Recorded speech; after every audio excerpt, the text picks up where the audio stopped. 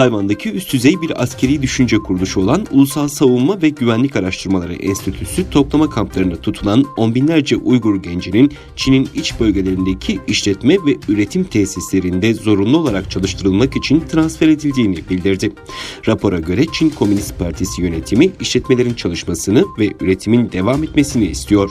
Çin'in toplama kamplarında tutulan Uygurlar, Çin'in virüs salgını yüzünden günden güne gerileyen ekonomik ve üretimini desteklemek için iş gücü olarak kullanımını güvence altına almanın en kolay yolu haline geldi.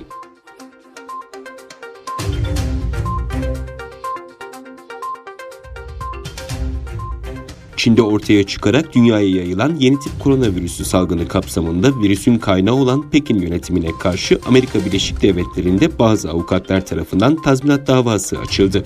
20 trilyon dolar değerindeki tazminat davasını açan avukatlar, Çin'in virüs salgınını gizlediği ve dünyaya bulaşmasına yol açması sebebiyle uluslararası mahkemelere çıkarılmasını ve ABD'ye verdiği zarardan dolayı da tazminata mahkum edilmesi gerektiğini savunuyor. Kırım Haber Ajansı'nın konuyla ilgili haberi şu şekilde: ABD'li avukat Larry Kilman başkanlığındaki bir grup avukat ve davacı, Çin'in virüs salgınının yayılmasındaki sorumluluğunu üstlenmesi gerektiği ve bu Çin virüsünün sadece ABD'ye verdiği zararın karşılığı için Çin hükümetinin 20 trilyon dolar tazminat ödemesi gerektiği yönünde talepte bulundu.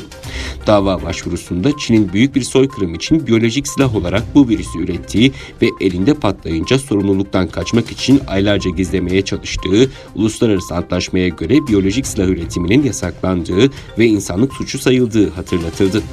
Konuyla ilgili açıklama yapan Doğu Türkistan Kültür ve Enformasyon Merkezi Başkanı Abdülcelil Karakaş, AB ülkeleri ve Türkiye başta olmak üzere tüm dünyanın Çin'e tazminat davası açması gerektiğini belirterek, peki Çin virüsünün diğer ülkeler tarafından AB ülkelerine verdiği zarar konusunda Çin hükümetine tazminat davası açmaktan bu ülkeler niye çekiniyor? Çin'in 2 ay bu salgını gizlemesi ve dünyaya yayılmasına bilinçli olarak sebep olması konusunda gereken kanıtları toplayarak en az 10 trilyon dolarlık tazminat davası açmaya seferber olunabiliyor mu ifadelerini kullandı.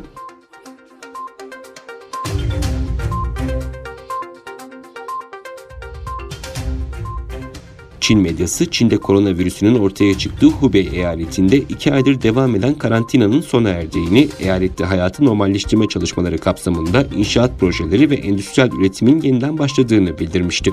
Ancak yetkililerin karantinanın sona erdiğini açıklamasından günler sonra Çin'in virüsle kaplanmış Hubei eyaleti ile komşu Jiangxi eyaleti arasındaki bir köprüde şiddetli çatışmalar yaşandı. Sosyal medyada yayınlanan haber ve videolar iki eyalet halkı arasındaki çatışmalardan sonra sınıra özel polis birimi gönderildiğini gösteriyor. Daha sonra Hubei'deki çok sayıda insan çatışmaya katıldı ve ayaklanmalar meydana geldi. Yüzlerce insan Hubei ve Jiangxi eyaletleri arasındaki nehir köprüsüne yürüdü. İnsanlar pankartlar taşıyarak Jiangxi polisine karşı çıktı ve çatıştı. Özel polis araçları da dahil olmak üzere birçok polis aracı protestocular tarafından devrildi. Sivil kıyafetli polislerin birçok insanı kelepçelediği görüldü. Çin'in Hubei eyaletinde vaka sayısı sıfıra indi açıklamasına halkın inanmadığı ve o yüzden Hubei'den gelen işçileri istemediği öğrenildi. Ayrıca Doğu Türkistan dahil olmak üzere birçok bölgede öğrencilerin zorunlu olarak okula gönderildiği ancak velilerin buna tepkili olduğu bildirildi.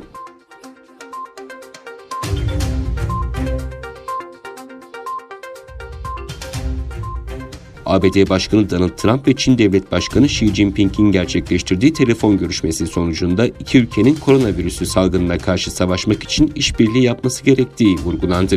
Sosyal medya hesabından da Çin'le işbirliği içinde çalışacaklarını vurgulayan Trump, "Çin çok şeyler yaşadı, virüsü çok iyi anladılar" ifadesini kullandı. Çin Dışişleri Bakanlığı tarafından ABD Başkanı Donald Trump ve Çin Devlet Başkanı Xi Jinping'in gerçekleştirdiği telefon görüşmesinde ikili ilişkilerin ilerletilmesi için önemli adımların atıldığı belirtildi.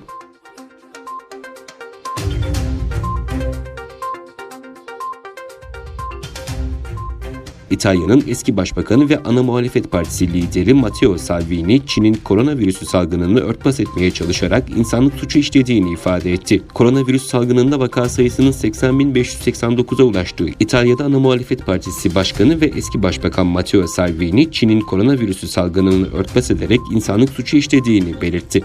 Sosyal medya hesabından paylaşımlar yapan Salvini, Çin'in koronavirüsü salgınını Dünya Sağlık Örgütü'ne 3 hafta geç bildirdiğini ve doğru hikayeyi anlatmadığını belirterek insanlık suçu işlediğini ifade etti. Salvini paylaşımlarında Çin'in İtalya'da yaptığı yardımlar nedeniyle eleştirileri saptırmaya çalıştığını iddia etti.